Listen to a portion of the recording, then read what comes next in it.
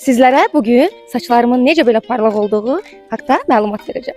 Çinməzdən öncə, gəlin ilk öncə bu evi təqdimat eləyək, saçlarım haqqında sonra məlumat verəcəm.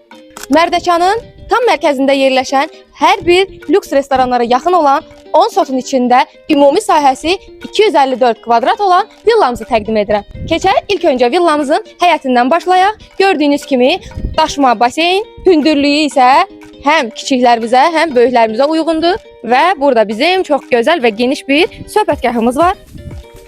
Ay, bugün qapılarla problemim yox. Qapılar üzümə açılır.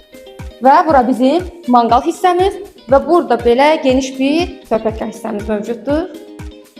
Bura bizim həyətimizin darvazadan və qapıdan giriş hissəsidir. Həyətə girdikdə həyətdə 2 maşın üçün nəzərdə tutulmuş geniş bir ərazi də var və gördüyünüz kimi bizim həyətimizdə çox gözəl meyvə ağacları, yaşıllıq, güllər, hər bir şey var. 10 sot olmağına baxmayaraq bizim həyətimiz çox genişdir. Tüklü mikrofonumla girək mənzilin daxilinə, mənzilimizi də tam təqdim edib, mənzil yox, villamızı təqdim edib. Gəlin keçək. Bura bizim gördüyünüz kimi eyvan hissəmizdir.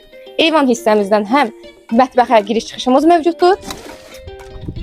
Qapılarla problemim var, bilirsiniz bunu. Gəlin görək buranı asa biləcəm. Boş vercə, normal qapıdan keçək gedək də. Nə zülümdür çox. Kəsək bir abrum. Bu parlaq saçlarımla keçid edək villamızın daxilinə. Villamız vurğuladığım kimi 254 kvadratdır, ümumi 5 otaqdan ibarətdir. Birinci yataq otağı hissəmiz özünə məxsus qardirob və özünə məxsus ümumi hamam otağı mövcuddur. Və keçid edək ikinci yataq otağı hissəmizə və buranın da ümumi hamam otağı mövcuddur. Və villamızın daxilində geniş bir mətbəx sahəmiz. Yenə aça bilməsəm də buradan gördüyünüz kimi eyvan hissəyə çıxışı mövcuddur. Görüm asa biləcəm. Boş verin.